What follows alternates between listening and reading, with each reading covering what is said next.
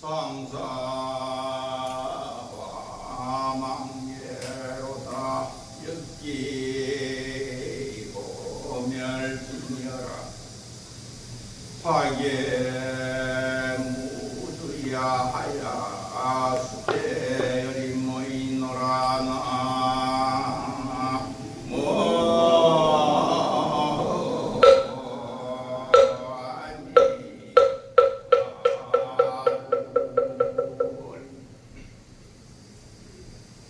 상사와 꽃이 활짝 피어노라. 잎은 이미 말라 없어져 흔적이 없노라.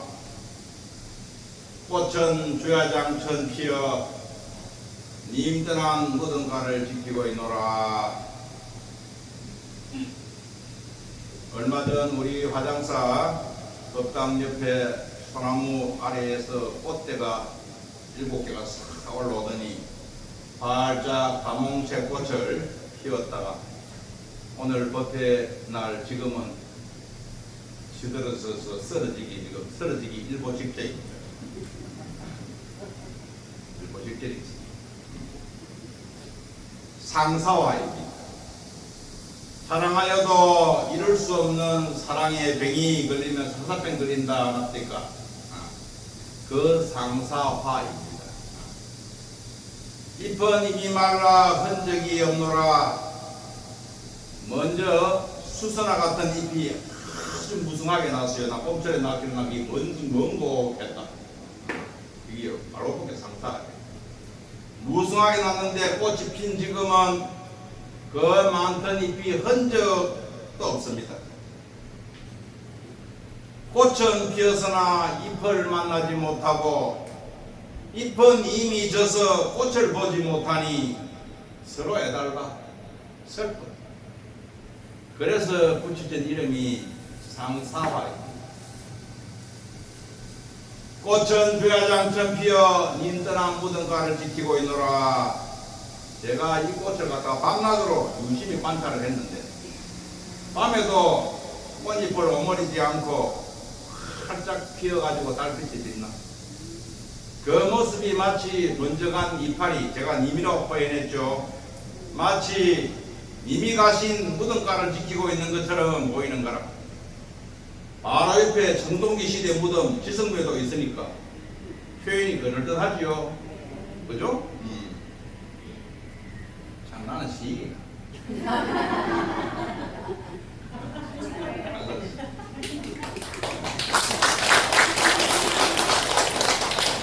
오늘 초하루 법문을 생명의 실상에 관해 설한다고 어제 제가 문자를 제가 보냈죠.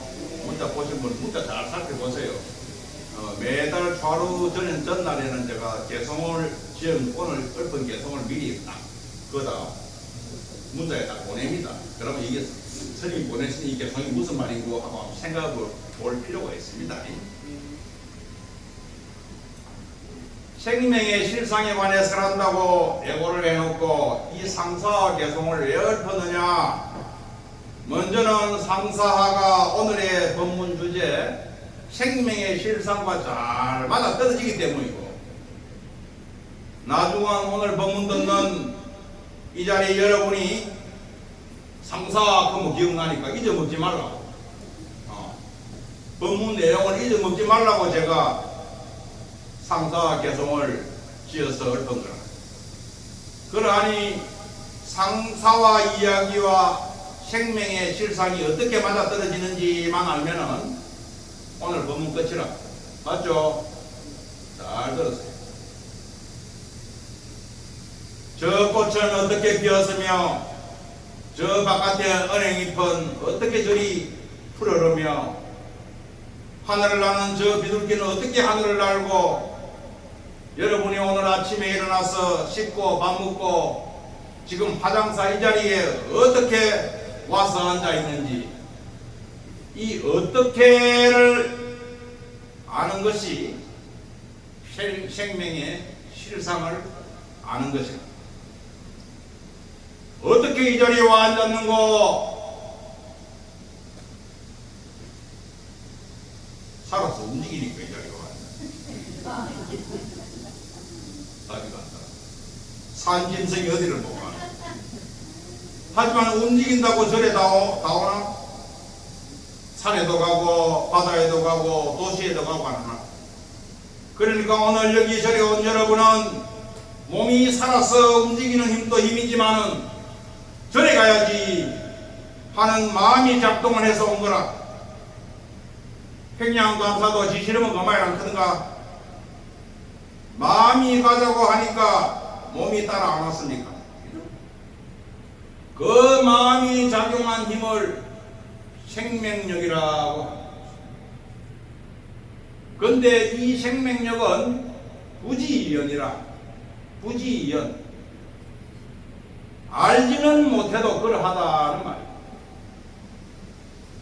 나를 숨쉬게 하고 먹고 마시게 하며 말하고 듣게 하는 이 생명의 힘, 곧 만물을 내게 하는 힘이 어디서 오는지를 누구도 몰라. 그래서 부지라.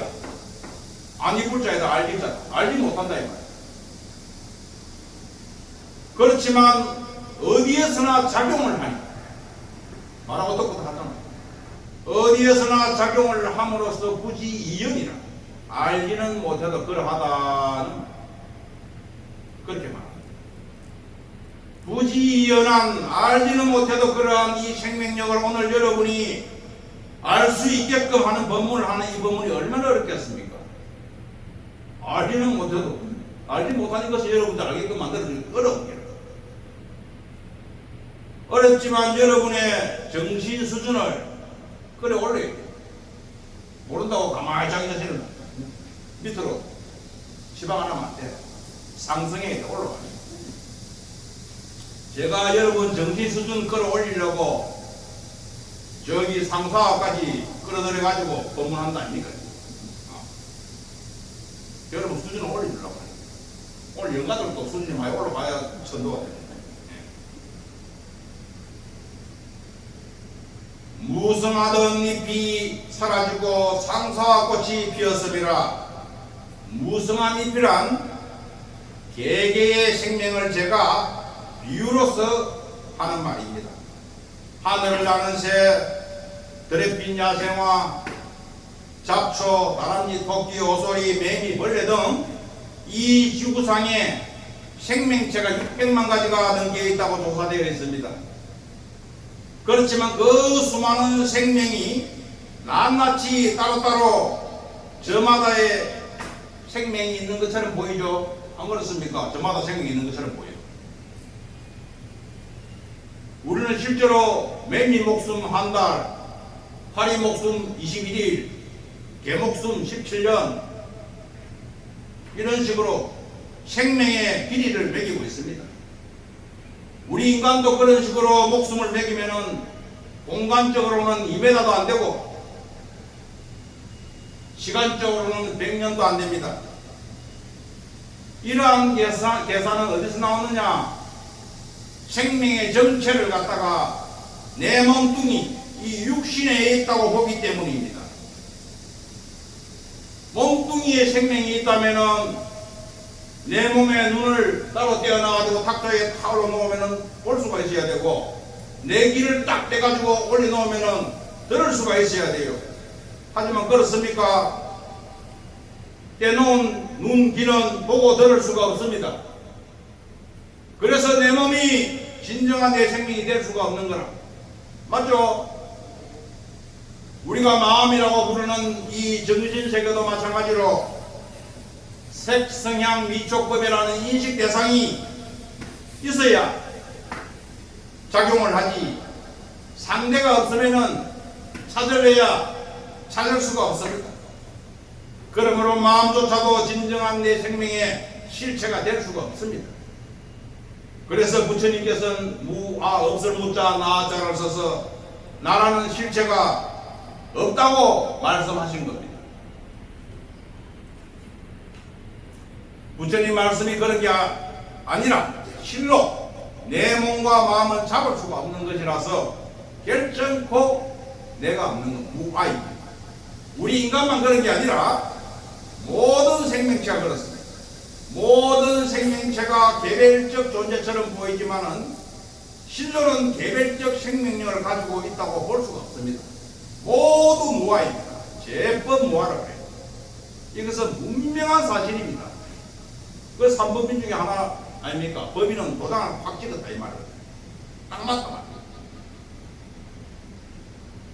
상사에 무성하던 잎이 사라졌다는 말이 바로 이 몸이 나다 하는 개별적 껍데기 생명이 없어졌다는 이유입니다. 제가. 그러니까 이 몸이 없어졌다고 내 생명이 없어진 것이냐? 그게 아니다 하는 소리 아닙니까?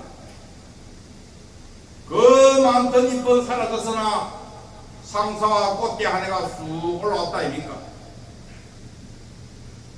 저 부산에 가면은 최계락이라는 시인의 시비가 있습니다. 그 시비가 뭐냐? 꽃이 여러분도 뭐 교과서에서 나오는 거 다 알 겁니다. 꽃이 속에는 파란 잎이 하늘거린다. 꽃이 속에는 빨간이 꽃도 피면서 있고 꽃이 속에는 노란 나비떼도 숨어 있다. 저 부산 온천동에 건강원 공원에 가면은 그 시비가 다 고래색이 되어 있습니다. 이렇게 최계락 시인이 표현했듯이 무성했던 상사와 잎 속에서는 이미 꽃대 하나가 숨어 있었습니다.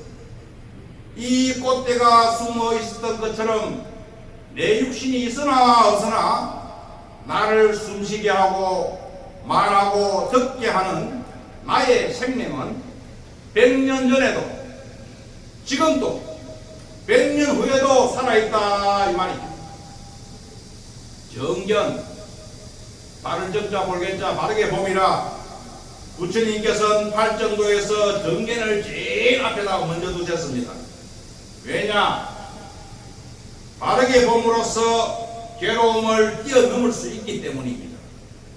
오늘 이 자리 대중 여러분과 오늘 백중불안분절 5제를 맞이하는 천도 영과들의 공통된 목표가 뭡니까? 공통된 목표가 따라합니다. 이고덕락. 공통된 목표가 바로 고통을 여의고 즐거움을 얻는 고통을 여의고 즐거움을 얻는 것이 영가나 살아있는 우리나 목표가 되는 겁니다. 그런데 이 고통은 어디서 생기느냐? 어리석음에서 고통이 생겨납니다. 무엇이 어리석음이냐? 개별적인 나가 없는데 나가 있다고 여기는 이 생각이 바로 어리석음. 나가 있음으로써 내 것이 있다고 여김으로 끊임없이 내 것을 가지려고 해서죠 여러분. 그것이 탐욕입니다. 고통이 뭐니? 나가 있음으로써 내 주장이 생겨나 내 뜻대로 되지 않으면 썩냄이 일어납니다. 이 탐욕과 썩냄의 원인이 뭐냐? 방금 말한 자신의 참 생명이 뭔 줄 모르고 껍데기 생명을 자기 생명으로 착각하면서 살기 때문입니다. 그렇다면 나의 참 생명은 무엇이냐? 100년 전에도 지금도 100년 후에도 살아있다는 나의 참 생명이 있기 때문에 보고 듣고 먹고 마시며 사는 것이라. 그러하니 참 생명을 알고 참 생명과 더불어 사는 것이야말로 즐겁게 사는 유일한 방법이지 않습니까? 인정합니까? 인정해야 돼요. 개개의 생명이라고 여겼던 무성한 잎새가 사라지고 꽃대 하나가 쑥 올라와 상사월을 피웠습니다. 하나의 생명이 되었다 이 말입니다. 이 지구상에 600만 가지의 생명체가 존재하지만은 그들 생명의 근원은 하나입니다. 생명의 근원, 생명을 생명이게 하고 영원히 변치 않고 작용하는 기운, 이것을 우리 불교에서는 법이다라고 말합니다. 법. 그렇게 이루어진 이 세계를 법계라 하죠. 그리고 모든 생명체가 이 하나로 인해 존재하기 때문에 하나 일자를 써서 일법계성이라고. 따라합니다. 일법계성. 일법계성. 하나의 성품을 똑같이 가졌다 이 말이에요. 이 일법계성이 꽃에도 있고 나무에도 있고 돌에도 있고 날지성 별지성 온갖 존재마다 다 깃들어 있으므로 일적일체 다적이리라 법성계에서 나오죠. 하나가 곧 모두이고 모두가 곧 하나다 이 말이에요. 따로따로가 아니라 말이에요. 그리하여 꽃은 주야장천 피어 님떠나 무등가를 지키고 있노라. 상사꽃이 주야장천 밤하듯이 피어서 저기 바깥에 있는 지성묘를 지키는 것처럼 하나인 이 생명의 법은 모든 존재에 스며들어서 이 법이 나에게 들어오면 내가 살고 풀에 들어가면 풀이 살고 나무에 들어가면 나무가 살고 바위에 들어가면 바위가 무너지지 않고 물에 들어가면 물이 맑은 기운을 갖다가 가지게 되는 겁니다. 이 세상의 만물은 모두 낱낱이 이 법계성을 지니고 있으므로 존재하고 있는 겁니다. 그래서 부처님께서 깨달은 직후에 하신 말씀이 뭡니까? 모든 중생이 낱낱이 거룩하구나. 거룩하지 않는 중생이 하나도 없대요. 전부 다 이 하나의 훌륭한 이 생명력을 가지고 있기 때문에. 그러므로 이 하나인 법계성은 모든 존재의 생명들이라. 생명들.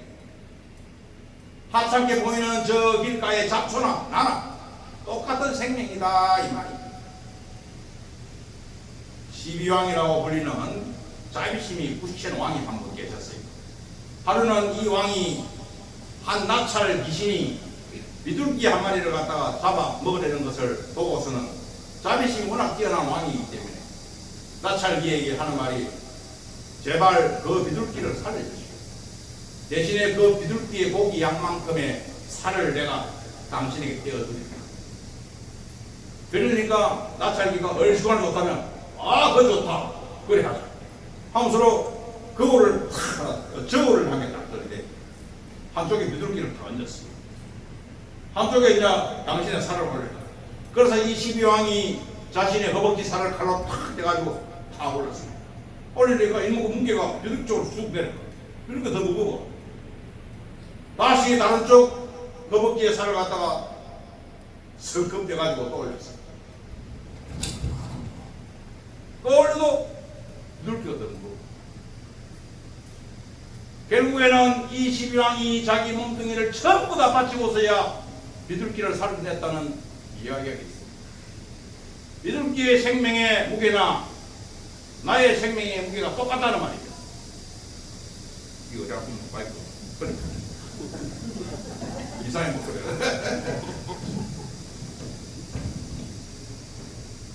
이 얘기가 비둘기 생명의 무게나 사람 생명의 무게나 똑같다는 말 아닙니까? 맞죠? 네. 모든 만물에 횡등하게 깃든 이 생명은 마치 허공을 칼로 베어서 따로 떼어낼 수 없는 것처럼 없어지는 것이 아닙니다.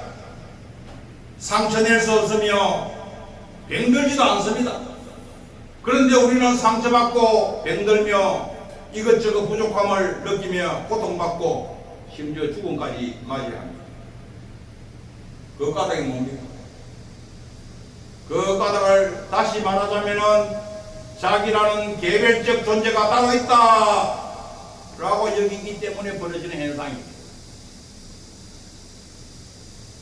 저기 잡초가 나이고 내가 잡초인데 내 육신이 무너져도 저 잡초가 살아있으면은 나의 생명은 무너진 것이 아닙니다. 왜냐? 잡초와 나는 일법계성에 속한 같은 하나의 생명입니다. 내 죽어도 내가 죽은 게 아니라 이 말이야. 내 죽어도 잡초가 살아있으면 나는 죽은 게 아니라. 그러니까 나의 생명은 따로 수명이 있는 제한적인 게 아니다 이 말입니다. 제한적인 게 아니고 이 세계의 전부다. 따라합니다. 나는 이 세계의 전부다. 이 세계의 전부다. 그걸 아세요? 오고 가는 게 아닙니다. 오고 가는 게 아니다 이 말입니다. 같은 말로 여여하다, 나고 다함이 없다 이 말입니다. 나고 다함이 없는, 생겨난다거나 죽는다거나 하는 것이 없는 이것이 바로 생명의 실상입니다. 살아있는 모든 것들의 실제 모습입니다. 그 정도 좀 감이 좀 잡힙니까? 몰라도 그렇게 알아야 돼. 몰라도 그렇게 알아야 돼. 생겨난다거나 죽는다거나 하는 것이 없는 이것이 바로 생명의 실상이다라는 것을 알아야 되고, 이 생명의 실상을 알므로써 우리는 부처님같이 생사를 초월할 수가 있습니다. 일본 조동종의 큰 스승이신 백은선사라는 분이 계셨는데, 이 백은선사라는 분이 젊은 시절에 목숨을 걸고 수행을 했습니다. 그런데 이 목숨을 걸고 수행을 하다가 선병에 걸렸어요. 선병이 뭐냐? 선병이 뭔지 모르죠 여러분? 나도 옛날에 걸려서 죽을 뻔했어요. 선병이 뭐냐 하면은 빨리 깨닫고자 하는 초조한 마음으로 수행을 하면 이 몸에 뜨거운 기운이 전부 머리 위로 뛰어요. 그걸 상기라고 해요. 상기병이 걸렸다라고 말합니다. 그걸 선병이라고 해요. 공부하다가 생기는 병이라. 그거 잘못하면 죽어요. 이 선병에 걸린 이 백은선사가 병을 고치지를 못하고 거의 죽을 지경에 이르렀습니다. 온갖 약을 다 먹어도 백약이 미워. 공부로 걸린 병은 공부로 낫어야 되는데 이러면 약으로 낫을 수가 없어요. 그래서 죽음만 기다리고 있는 때에 한 스님으로부터 들은 말이, 어느 산에 도인 한 분이 계시는데 그분은 아마 스님 병을 낫아줄 수 있으리라 하는 말을 들었어. 그래서 그 말을 듣고 마지막 생명줄을 갖다가 그 도인을 찾아가지고 그냥 목숨을 구하려고 뿔뿔 기어가지고 그 도인이 산다는, 죽은 일을 다해가지고 그 도인이 산다는 동굴 속에 도착을 했습니다. 도착을 하니 동굴 속에는 금강경 한 것만 딱 놓여 있고 아무도 없어. 그래서 한참을 숨을 헤헷거리면서 기다리고 있는데, 한참 뒤에 해질녘에서야 노인 한 분이 약초 망태기를 탁 짊어지고 와. 그 노인을 보자마자 이 백은선사가 노인의 옷자락을 잡고, 아이고 나 좀 살려주이소 하고 여기를 복부를 했어.